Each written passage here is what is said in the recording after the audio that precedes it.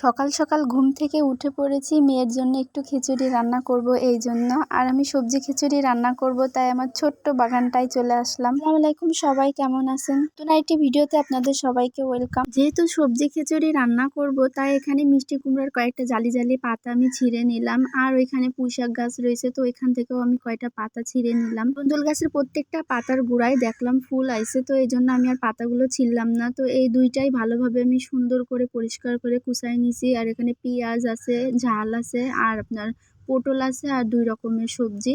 তো হলুদ, লবণ, তেল পরিমাণ মতন নিয়েছি। আর এখানে চালটা আমি আগে থেকেই ধুয়ে রেখে দিছিলাম, তো ওইটাও সবজির ভিতরে আমি দিয়ে দিলাম। সবকিছু একসাথে দেওয়ার পরে এখানে আমি একটু ধনের গুঁড়ো দিচ্ছি। যেহেতু আমার চালটা একেবারে কম ছিল, তাই আমি এখানে পরিমাণ মতন তেল, পেঁয়াজ, রসুন, হলুদ, পানি সবকিছুই পরিমাণ মতন দিয়ে নিলাম। তো আমি প্রেসার কুকারে দেবো, এই জন্য খুব একটা পানি আমার এখানে লাগবে না। এমনিতে বাচ্চাদের জন্য সবজি খিচুড়ি রান্না করার সময় পরিমাণ মতন পানি দিয়ে একবারে প্রেসার কুকারে চাপায় দিয়ে কয়েকটা সিটি মেরে নিলে ভাতটা এমনি নরম হয়, আর বাচ্চাদের খেতেও অনেক সুবিধা হয়। যাই হোক, সবকিছু দিয়ে ভালোভাবে মিশাই তো আমি প্রেসার কুকারে দিয়ে নিছি। আর 3-4টা সিটি দেওয়ার পরে আমি এখান থেকে নামায় নেব।